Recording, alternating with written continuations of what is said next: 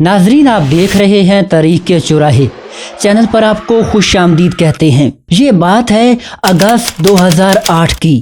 پاکستان میں حکومت تھی سب سے زیادہ سیکولر سمجھی جانے والی پاکستان پیپلز پارٹی کی۔ علاقہ تھا بلوچستان کا، اور منظرنامے پر کہانی کچھ یوں چل رہی تھی کہ 10ویں جماعت میں پڑھنے والی 3 لڑکیوں نے یہ فیصلہ کیا کہ وہ اپنے بزرگوں کی صدیوں پرانی قبائلی روایات اور رسومات کا طوق اب مزید اپنے گلے میں ڈال کر زندہ نہیں رہیں گی۔ بغاوت کا آغاز تو اسی دن ہو گیا تھا جب ان لڑکیوں کو یہ سمجھ کر سکول بھیجا گیا تھا کہ یہ بھیڑ بکریوں جیسی مخلوق اتنے طاقتور قبائلی نظام کے خلاف کب بغاوت کر سکیں گی۔ تاہم بڑوں کو یہ شاید علم نہیں تھا کہ تعلیم اور قبائلی روایات ایک ساتھ نہیں چل سکتی۔ اس منظرنامے پر ایک بڑی تبدیلی پاکستان کے یوم آزادی سے صرف 4 روز قبل یعنی 10 اگست 2008 کو اس وقت آئی جب ایشین ہیومن رائٹس کمیشن کی جانب سے یہ خبر منظر عام پر آئی کہ ضلع جعفر آباد کے شہر اوستا محمد سے 80 کلومیٹر دور علاقہ بابا کوٹ میں 5 خواتین کو زندہ دفن کر دیا گیا ہے۔ یہ ایک مختصر خبر تھی۔ جب اس واقعہ کی تفصیلات سامنے آئیں تو اس نے پورے ملک کو ہلا کر رکھ دیا، کیونکہ کوئی سوچ بھی نہیں سکتا تھا کہ 21ویں صدی جیسے جدید دور میں اس طرح کا انسانیت سوز واقعہ بھی پیش آ سکتا ہے۔ اس واقعہ کی تفصیلات معروف صحافی رؤف کلاسرا کی ایک سٹوری کے ذریعے سامنے آئیں جو دا نیوز اخبار میں شائع ہوئی۔ اس سٹوری کا مرکزی کردار وہی 3 لڑکیاں تھیں جنہوں نے تعلیم حاصل کرتے ہوئے یہ سوچ لیا تھا کہ قبائلی روایات کے نام پر مزید غلامی قبول نہیں کریں گی۔ واقعہ کچھ یوں ہے کہ اچانک ایک صبح انہیں احساس ہوا کہ جہالت کی جن زنجیروں کو توڑنے کے لیے وہ سکول جا رہی تھی وہ اتنی بھی کچی نہیں تھیں کہ ان کے سکول کی 10 جماعتیں انہیں بآسانی جھٹک کر توڑ ڈالتیں۔ ان کے بڑوں نے بیٹھ کر یہ فیصلہ کیا کہ اب وہ وقت آ گیا تھا کہ ان بچیوں کی شادی کر دی جائے۔ کسی نے یہ خواب میں بھی نہیں سوچا تھا کہ وہ بچیاں ان کے طے کردہ رشتوں کو ماننے سے انکار کر دیں گی۔ ان لڑکیوں کے اندر بھی ایک قبائلی خون تھا اور انہوں نے بھی طے کر رکھا تھا کہ وہ اپنی مرضی کی زندگی جئیں گی، ایک ایسی زندگی جس کا فیصلہ قبیلے کے چند افراد نہیں بلکہ وہ خود کریں گی۔ وہ اپنی ماؤں کے کندھوں پر سر رکھ کر روتی رہیں، لیکن ان ماؤں کو پتہ تھا کہ ان کی بیٹیاں جو ان سے مانگ رہی تھیں شاید وہ نہ دے سکیں۔ ان بچیوں کے آنسو ماؤں کے دلوں پر گرتے رہے۔ ان 3 لڑکیوں میں سے ایک کی ماں اور ایک کی پھوپھی ان کا ساتھ دینے کے لیے رضامند ہو گئیں۔ یوں مجموعی طور پر کل 5 خواتین نے بلوچ سرداروں کی روایات سے لڑنے کا فیصلہ کر لیا۔ ان خواتین نے یہ فیصلہ کیا کہ اب ان لڑکیوں کی شادی ان کی مرضی سے ہوگی۔ اس کے لیے ان کے خاندان سے 3 لڑکے بھی رضامند ہو گئے۔ یہ طے ہوا کہ وہ سب نصیر آباد کورٹ میں جا کر شادی کر لیں گے۔ منصوبے کے مطابق جب عدالت جانے کی تیاری ہو رہی تھی تو ان 5 باغی خواتین کو یہ علم نہیں تھا کہ ان کے منصوبے کے بارے میں علاقے کے سرداروں کو بھی خبر ہو چکی ہے۔ اس کے بعد جو ہوا وہ رؤف کلاسرا کی سٹوری کی زبانی سنیے۔ کہا جاتا ہے کہ پاکستان پیپلز پارٹی بلوچستان کے ایک صوبائی وزیر کے چھوٹے بھائی نے اپنے بھائی کی سرکاری گاڑیاں لیں اور اس گھر پر دھاوا بول دیا جہاں وہ 5 عورتیں قبیلے سے بغاوت کا منصوبہ بنا رہی تھیں۔ ان 5 کو گھسیٹ کر سرکاری گاڑیوں میں ڈالا اور سب کے سامنے ایک قریبی صحرا میں لے گئے۔ خوف زدہ اور سہمی ہوئی ان 3 بچیوں کو اپنی ماں اور پھوپھی سے الگ کیا۔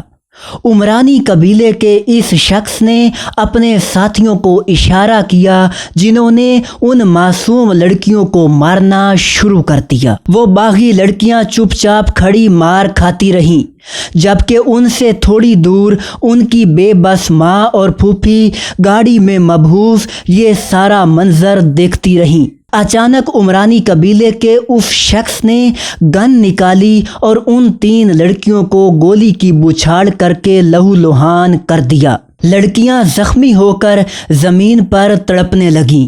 یہ منظر دیکھ کر ان بچیوں کی ماں اور پھوپھی چیختی ہوئی ان قاتلوں پر حملہ آور ہوئیں، لیکن کلاشنکوف کے ایک برسٹ نے انہیں وہیں ڈھیر کر دیا۔ ان دونوں کو بھی زخمی حالت میں گھسیٹ کر ان 3 لڑکیوں کی نیم مردہ لاشوں پر پھینک دیا گیا۔ پتھر اور مٹی ڈالنے کا کام پھر سے شروع ہو گیا۔ چند لمحوں بعد وہ 5 خواتین زندہ حالت میں قبر میں دفن ہو چکی تھیں۔ 21ویں صدی جیسے ترقی یافتہ دور میں بلوچ سرداروں نے یہ کر کے قبائلی روایات کو تو بچا لیا تھا، مگر انسانیت کو سرعام زندہ دفن کر دیا۔ پاکستان کے بڑے سے بڑے اخبار میں بھی اس واقعہ کی صرف اتنی ہی تفصیل شائع ہو سکتی تھی، جس میں نہ تو اس صوبائی وزیر کا نام تھا، نہ اس کے بھائی کا جس نے یہ سارا کام کروایا تھا، مگر ایشین ہیومن رائٹس کمیشن کی رپورٹ کے مطابق وہ صوبائی وزیر میر محمد صادق عمرانی تھے، جو تب نصیر آباد سے رکن بلوچستان اسمبلی منتخب ہو کر صوبائی وزیر بنے تھے، اور اس کا بھائی جس نے یہ سارا کام کیا اس کا نام میر عبدالستار عمرانی تھا۔ ناظرین، اس واقعہ کا ایک سماجی پہلو یہ تھا کہ یہ بہت سارے لوگوں کے سامنے ہوا، اور جب پورے صوبے میں بھی یہ خبر پہنچی تو بھی پورے صوبے نے اس پر خاموشی اختیار کیے رکھی۔ صرف عام عوام ہی نہیں بلکہ بڑے بڑے سردار جیسا کہ سردار خیر بخش مری اور سردار اختر مینگل نے بھی اس واقعہ پر وہ خاموشی اختیار کی جسے سوائے مجرمانہ خاموشی کے کچھ نہیں کہا جا سکتا۔ بلوچستان سے مرحوم میر غوث بخش بزنجو کے صاحبزادے حاصل بزنجو اور ثناء اللہ بلوچ یہ 2 ایسی توانا آوازیں تھیں جنہوں نے کھل کر اس واقعہ کی مذمت کی۔ بات یہاں تک نہیں رکی، بلکہ اگست 2008 میں سینٹ کے اجلاس میں بلوچستان سے سینیٹر بننے والے نوابزادہ میر اسرار اللہ زاری نے تقریر کرتے ہوئے کہا کہ عورتوں کو اس طرح دفن کرنا قبائلیوں کا اپنا معاملہ ہے۔ انہوں نے مزید کہا، بلوچ قبیلے نے قبائلی روایات کو مد نظر رکھتے ہوئے 5 عورتوں کو زندہ دفن کیا ہے، اس لیے اس معاملے کو زیادہ نہ اچھالا جائے۔ اسی نوابزادہ اسرار اللہ زاری کو بعد ازاں فروری 2011 میں پاکستان پیپلز پارٹی کی حکومت نے وفاقی وزیر برائے خوراک اور زراعت لگا دیا۔ نوابزادہ اسرار اللہ زاری کے بعد زخموں پر نمک چھڑکنے کی رہی صحیح کسر اس وقت کے قائم مقام چیئرمین سینٹ اور بلوچ سردار میر جان محمد جمالی نے یہ کہہ کر پوری کر دی کہ اسلام آباد کے صحافیوں کو ان قبائلی روایات کا علم نہیں ہے جس کے تحت عورتوں کو قبروں میں زندہ دفن کیا جا سکتا ہے۔ 5 خواتین کے سرعام قتل کو اس بھونڈے انداز میں جسٹیفائی کرنے والے میر جان محمد جمالی بلوچستان کے وزیر اعلیٰ بھی رہے، اور اس بیان کے بعد بھی ان کی سیاست ختم نہیں ہوئی، بلکہ وہ 2022 سے 2023 تک بلوچستان کے گورنر بھی بنے۔ اب آتے ہیں اس کیس کے حوالے سے عدالتی کارروائی کی جانب۔ عدالت نے 9 مارچ 2010 کو اس کیس میں 4 لوگوں کو 25-25 سال، ایک آدمی کو 6 ماہ قید کی سزا سنائی اور باقی 16 لوگوں کو باعزت بری کر دیا۔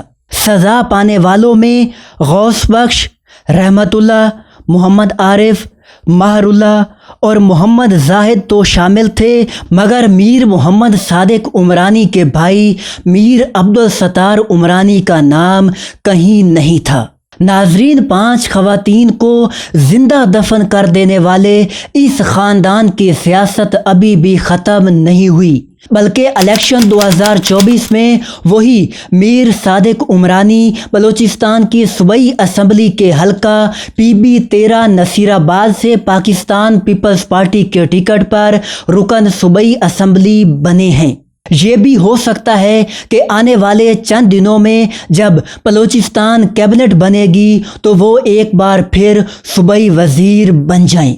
ये थी बलूचिस्तान में 5 जिंदा दफन कर दी जाने वाली खवातीन की अफसोसनाक कहानी। नाजरीन, उम्मीद है वीडियो आपको पसंद आई होगी। मज़ीद मालूमाती वीडियोस देखने के लिए चैनल से जुड़े रहें और हमारी मालूमात को मज़ीद बेहतर बनाने के लिए कमेंट सेक्शन में अपनी राय का इजहार ज़रूर कीजिए।